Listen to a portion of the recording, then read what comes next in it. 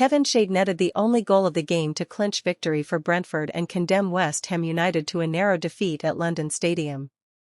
The German forward prodded home after 4 minutes, which proved to be enough for the visitors to take all 3 points, but for us it was an afternoon of frustration as plenty of good opportunities went begging, with our best falling to Mohamed Kudus, who couldn't convert from close range early in the second half.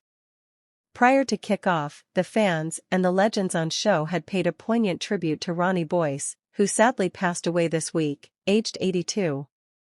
A minute's applause rang out for a true claret and blue giant, who scored the goals which took West Ham to the 1964 FA Cup final and headed the winning goal in the final at Wembley Stadium at 21, and won the European Cup Winners' Cup at 22, dedicating 34 years of service to the club as a player and coach. The Hammers got the action underway in East London, aiming to muster a response to last week's narrow defeat at near neighbours Chelsea, but they found themselves behind inside 4 minutes. A bright start from the visitors was rewarded when Brian Bumo hoisted a ball over the top from the right, which was met with a powerful strike by Shade. The attempt was brilliantly kept out by Alphonse Areola, but Brentford's No. 7 reacted quickest to lash the rebound in, backed up after a lengthy VAR check for offside. Brentford continued to press and went close to a quickfire second.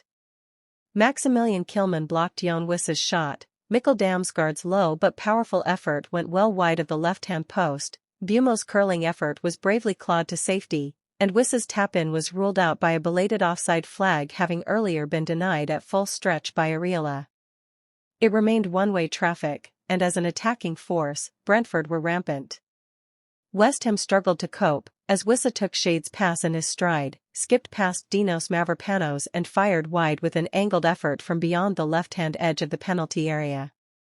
The Bees could have added another a few minutes later, with Shade curling a shot against the post, while Damsgaard saw a dipping free kick well blocked by Lucas Paqueta. West Ham offered very little in attack in the opening 45 minutes, and were lucky to escape into the interval just 1 goal behind when Brentford had a second goal ruled out for a marginal offside.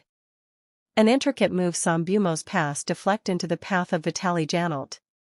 He played a 1-2 with Sepp van den Berg before playing in Wissa, who poked the ball home, only to see the assistant referee's flag raised. The VAR check agreed with the offside decision, but it was close. Something had to change, and it did as Graham Potter made 3 halftime substitutions, replacing Tomas Soucek, who had been booked, Carlos Soler and Emerson with Ollie Scarles, James Ward-Prowse, and debutant Evan Ferguson. The changes sparked an improvement as Ferguson got to the byline and pulled a fine ball back for Kudus, but he fired over the bar from a great position. Paqueta and Ferguson then saw powerful right-foot shots blocked and spin over the crossbar for corners, while Scarles' piledriver deflected past the right post.